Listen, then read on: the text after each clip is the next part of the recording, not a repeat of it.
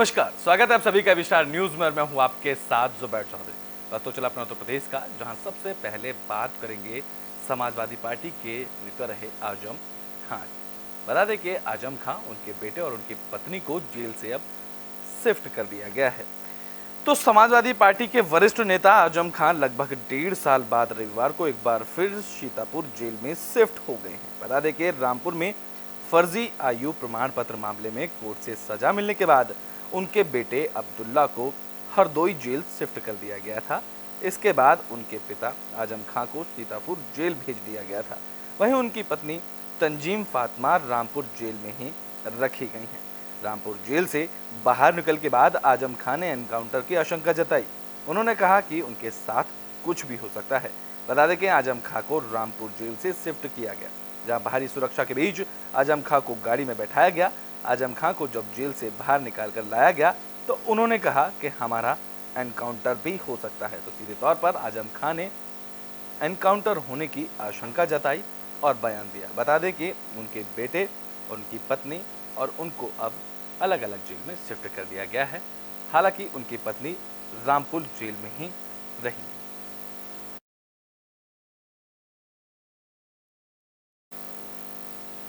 Bulletin में बात कर लेते हैं ग्रेटर नोएडा की, जहां किसानों का प्रदर्शन लगातार जारी है। इस कड़ी में भारतीय किसान यूनियन के नेता राकेश टिकैत भी किसानों के प्रदर्शन स्थल पर पहुंचे। तो उत्तर प्रदेश के ग्रेटर नोएडा में किसानों की समस्याओं को लेकर शनिवार को 13वें दिन भी जारी धरने में किसान नेता राकेश टिकैत शामिल हुए। भारतीय किसान यूनियन के राष्ट्रीय प्रवक्ता राकेश टिकैत एक ट्रैक्टर पर सवार होकर 0 पॉइंट पहुंचे, जहां सैकड़ों प्रदर्शनकारी अपना डेरा डाले हुए हैं। दरअसल यमुना एक्सप्रेसवे के नीचे 0 पॉइंट पर सैकड़ों की संख्या में किसान अनिश्चितकालीन धरने पर बैठे हुए हैं। यहां पर किसान काफी लंबे समय से धरना प्रदर्शन दे रहे हैं। किसानों का प्रदर्शन 64.7% अतिरिक्त मुआवजा, किसानों के 10% भूखंड और किसानों को आवासीय भूखंड और जेवर एयरपोर्ट से प्रभावित किसानों को घर के बराबर जगह देने के मुद्दे को लेकर प्रदर्शन किया जा रहा है। इस दौरान उन्होंने कहा है कि सरकार फर्जी मुकदमे कर किसानों की आवाज को नहीं दबा सकती है। राकेश टिकैत ने आगे कहा कि हमारा ये संघर्ष आखिरी सांस तक देश के किसानों के लिए ऐसे ही जारी रहेगा।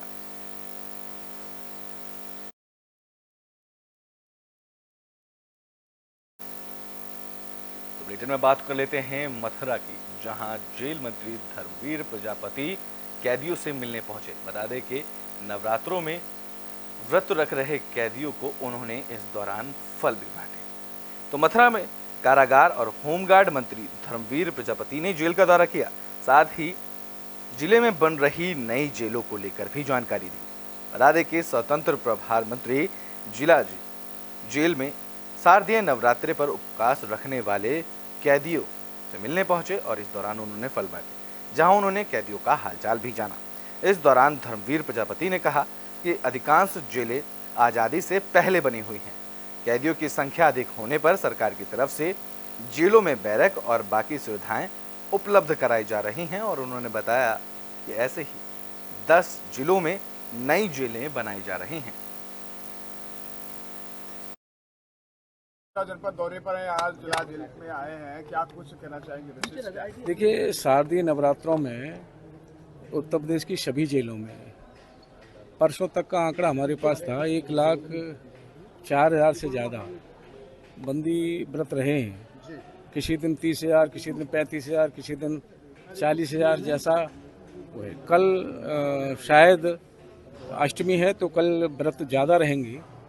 कल हम आए हैं आगरा, तो बस ध्यान में आया, कल कानपुर की जेल में हमने बंदियों के लिए कुछ मिष्ठान और नमकीन वितरण किया, कपड़े भी वितरण किए।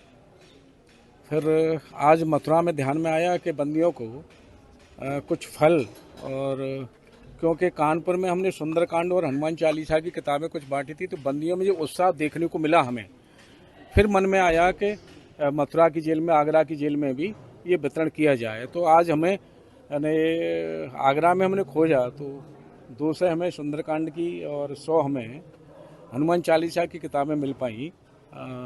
गीता प्रेस गोरखपुर की जो दुकान है उस पर।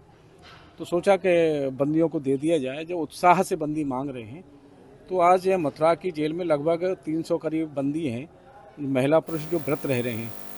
तो वीडियो में बात कर लेते हैं झांसी की, जहां माता रानी का भव्य दरबार सजाया गया है। बता दें कि देश भर में शारदीय नवरात्रियों की धूम देखने को मिल रही है। इस कड़ी में झांसी की प्रसिद्ध खटियाने की काली मां का भव्य दरबार सजाया गया।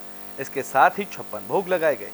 इस दौरान माता रानी की महाआरती का भी आयोजन किया गया। तो वहीं सैकड़ों भक्तों की भारी भीड़ मां के दर्शन करने के लिए उमड़ी। आपको बता दें कि झांसी में खटियाने की काली का दरबार हर साल नवरात्रि के मौके पर बहुत ही भव्य तरीके से सजाया जाता है, जिसे देखने के लिए दूर दराज से लोग यहां पहुंचते हैं। वहीं मां के दरबार की झांकी देवी स्वरूप में नजर आती है। मान्यता है कि मां के दरबार में 9 दिन तक जो भी भक्त मनोकामना मांगता है, माता रानी उसकी मनोकामना जरूर पूरी करती हैं। भैया यहाँ कितने सालों से माता की जो है पूजन अर्चन चल रहा है? माँ भवानी की स्थापना यहाँ विगत 32 वर्षों से इसी तरह माँ के प्रांगण में हम लोग नवरात्रि उत्सव मनाते चले जा रहे हैं। इस बार हर बार से क्या अलग है? इस बार हर बार से अलग माँ के प्रांगण में आपको देखने को मिलेगा कि माँ का भव्य श्रृंगार जो पूरे बुंदेलखंड में आपको कहीं देखने को नहीं मिलेगा। एक उत्साह होता है ना, जो उत्साह इस दरबार में है वो कहीं आपको देखने को नहीं मिलेगा। और बस माँ से यही कामना करते हैं।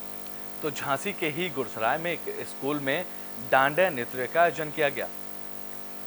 तो नवरात्रि के पर्व के उपलक्ष्य में केसी जैन मेमोरियल पब्लिक स्कूल में डांडिया नृत्य का आयोजन किया गया, जिसमें विद्यालय के बच्चों ने प्रतिभाग कर जमकर डांडिया डांस किया। कार्यक्रम का शुभारंभ थाना प्रभारी सुरेंद्र सिंह, विद्यालय के प्रबंधक प्रकाश जैन ने किया। इसके बाद बच्चों की तरफ से स्वागत गीत प्रस्तुत किया गया। वहीं डांडिया नृत्य के आयोजन के दौरान बच्चों के साथ साथ विद्यालयों के अध्यापिकाओं ने भी अलग अलग टोलियां बनाकर शानदार प्रस्तुतियां दी। इस अवसर पर रमेश मौर्य ने कहा है कि विद्यालय शिक्षा के साथ साथ बच्चों को सांस्कृतिक धर्म के प्रति जागरूक कर रहे हैं, जो कि हर्ष की बात है। क्या नाम है आपका? गीतिका द्विवेदी नाम है मेरा। मैं केसी जैन महाविद्यालय की शिक्षिका हूँ। क्या कार्यक्रम चल रहा है आपके विद्यालय में? आज नवरात्रि के दिन चल रहे हैं, तो इसी के उपलक्ष्य में हमारे विद्यालय में गरबा महोत्सव का आयोजन किया है। तो बुलेटिन में बात कर लेते हैं मथुरा जंक्शन की, जहां पर प्लेटफॉर्म की संख्या बढ़ाई जा रही है, जिसको लेकर तैयारियां दी गई हैं। तो देश के प्रमुख रेलवे स्टेशनों में शुमार मथुरा जंक्शन पर अब प्लेटफॉर्म की संख्या बढ़ने जा रही है। मथुरा जंक्शन स्टेशन निदेशक SK श्रीवास्तव ने प्लेटफॉर्म को लेकर जानकारी दी। उन्होंने बताया कि यहाँ 2 नए प्लेटफॉर्म तैयार किए जा रहे हैं। इनके बनने से स्टेशन पर प्लेटफॉर्म की संख्या 12 हो जाएगी। प्लेटफॉर्म संख्या 11 और 12 का विकास गोपाल नगर साइड की ओर से किया जा रहा है। जंक्शन रेलवे स्टेशन से वर्तमान में 425 से अधिक ट्रेनों का आवागमन होता है। इसमें 200 से अधिक यात्री ट्रेन हैं और 225 मालगाड़ियां शामिल हैं। ऐसे में मौजूद प्लेटफॉर्म अधिकतम समय व्यस्त रहते हैं। इसी स्थिति को देखते हुए 2 नए प्लेटफॉर्म अब मथुरा जंक्शन पर बनाए जा रहे हैं। दोनों नए प्लेटफॉर्म स्टेशन के ही 2 नंबर एंट्री गोपाल नगर की ओर से तैयार हो रहे हैं।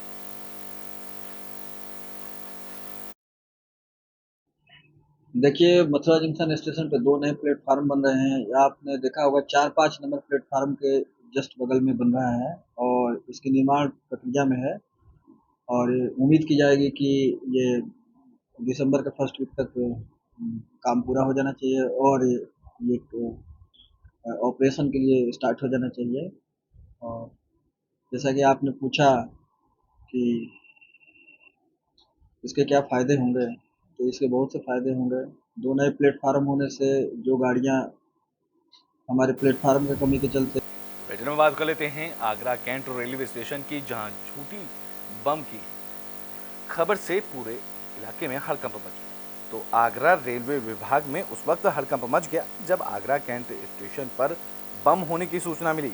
इस स्टेशन पर इससे अफरा तफरी का माहौल बन गया, जहां RPF GRP की टीमों ने कुछ ही देर में प्लेटफॉर्म को यात्रियों से खाली करा दिया। इस प्लेटफॉर्म से होकर गुजरने वाली राजधानी एक्सप्रेस सहित 5 ट्रेनों को भी इस दौरान डाइवर्ट किया गया। बम की सूचना पर तुरंत RPF और GRP एक्टिव मोड पर आ गए, जहां बम की सूचना पर डॉग स्क्वाड और मेटल डिटेक्टर टीम को बुलाया गया, जिसके बाद पूरे कैंट स्टेशन को छावनी में तब्दील कर दिया गया था।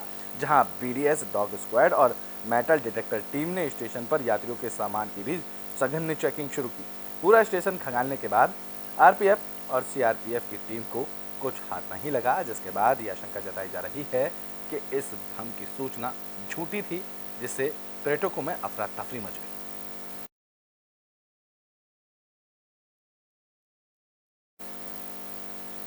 तो ब्रिटेन में बात कर लेते हैं आगरा की, जहां ताजमहल की सुरक्षा को और भी बढ़ाया जा रहा है। इसके लिए पुलिसकर्मियों को ट्रेनिंग दी जा रही है। तो आगरा में ताजमहल की सुरक्षा को बढ़ावा दिया जा रहा है। ताज सुरक्षा एसीपी सैयद अरीब ने जानकारी दी। दरअसल दुनिया के 7वें अजूबे और मोहब्बत की निशानी ताजमहल सहित बाकी ऐतिहासिक इमारतों को निहारने के लिए यहां पूरी दुनिया के पर्यटक आते हैं।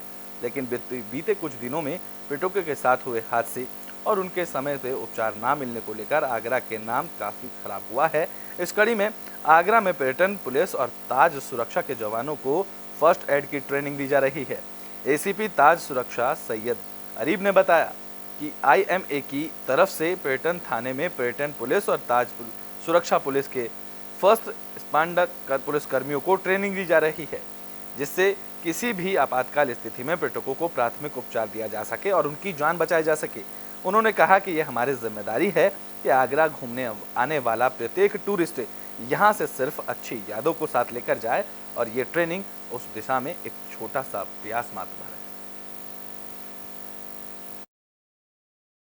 उन्हें प्रशिक्षित किया जा रहा है कि पर्यटक की तबीयत खराब होने पर या किसी तरह की दुर्घटना होने पर कैसे प्राथमिक उपचार उन्हें उपलब्ध कराएं। हम रेनबो हॉस्पिटल के, आईएमए के और इंडियन सोसाइटी ऑफ एनेस्थीसियोलॉजिस्ट के आभारी हैं कि उन्होंने ये कार्यशाला यहाँ करी है और हमारा उनसे अनुरोध है कि इस कार्यशाला को। तो बुलेटिन में बात कर लेते हैं बदायूं की, जहां पुलिस को बड़ी सफलता हाथ लगी है। दरअसल तीतरों की लड़ाई कराने वाले गिरोह का पुलिस ने खुलासा कर दिया और गिरफ्तार किया। तो बदायूं में पुलिस ने तीतर पक्षी को आपस में लड़ाकर उन पर हजारों रुपए का सट्टा लगाने वाले गिरोह का खुलासा किया है। वहीं पुलिस ने खुलासा करने के दौरान मौके से 10 लोगों को गिरफ्तार किया, जिनके कब्जे से पुलिस ने 19,000 रुपए से भी ज्यादा की नकदी 20 तीतरों को बरामद किया है। पुलिस ने पियर खंदना के पास एक बागीचे में दबिश देकर कुछ लोगों को पूछताछ के लिए हिरासत में भी लिया। आपको बता दें कि पुलिस ने जंगली पक्षी तीतर को पकड़कर और उन्हें आपस में लड़ाकर उन पर सट्टा लगाने वाले पूरे गिरोह का खुलासा किया और उनको हिरासत में लिया। पुलिस ने 10 लोगों को गिरफ्तार कर उनसे 20 तीतर बरामद कर लिए हैं और पुलिस अब आगे की कार्रवाई में जुट गई। पटियाली थाना क्षेत्र में जो जुआ पकड़ा गया है वो क्या मामला है सर?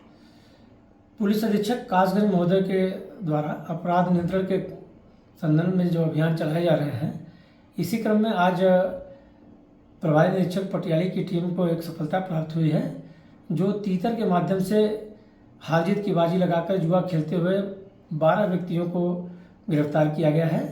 इनके कब्जे से 20 तीतर साथ ही 19,000 रुपये की बरामदगी की गई है। ये अभियुक्तगण जनपद कासगंज और पड़ोसी जनपद बदायूं और फर्रुखाबाद के रहने वाले हैं। सुसंगत धाराओं में अपराध पंजीकृत कर विधिक कार्रवाई प्रचलित है। पटियाली थाना क्षेत्र में जो जुआ पकड़ा गया है वो क्या मामला है सर? में बात कर लेते हैं सिद्धार्थनगर की, जहां मिशन शक्ति के तहत कार्यक्रम का आयोजन किया गया। तो सिद्धार्थनगर के नौगढ़ में मिशन शक्ति के तहत कार्यक्रम का आयोजन किया गया। बता दें कि खंड विकास अधिकारी अरुण कुमार पांडे और सहायक खंड विकास अधिकारी आशुतोष मिश्र के नेतृत्व में कार्यक्रम का आयोजन किया गया, जिसमें महिलाओं के अधिकारों को और सुरक्षा को लेकर जागरूक किया गया। इस मौके पर खंड विकास अधिकारी अरुण कुमार पांडे ने कहा है कि सरकार ने महिलाओं के लिए मिशन शक्ति का आयोजन किया है, जिसमें महिलाओं को सुरक्षा और उनको आत्मनिर्भर बनाने का काम किया जा रहा है। सरकार के द्वारा एक मिशन शक्ति का एक प्रोग्राम चलाया जा रहा है, इसके बारे में आप क्या कहेंगे?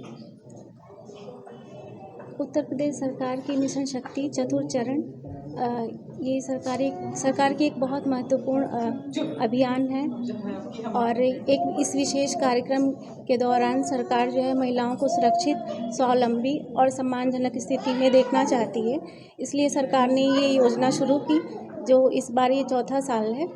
मिशन शक्ति का चरण चल रहा है जी, इस बारे में आप महिलाओं को क्या संदेश देना चाहेंगे? मिशन शक्ति जो प्रोग्राम पिछले अक्टूबर से स्टार्ट किया गया था सरकार द्वारा, जो 4 चरणों में होना था, जिसमें हर चरण में जिसमें 24 विभाग लगे हुए थे। उन विभागों द्वारा महिलाओं को गाँव बुलेटिन का आखिरी में बात अब बागपत की कर लेते हैं, जहां पुलिस ने हत्या की गुत्थी को सुलझा लिया है और आरोपियों को गिरफ्तार कर लिया है।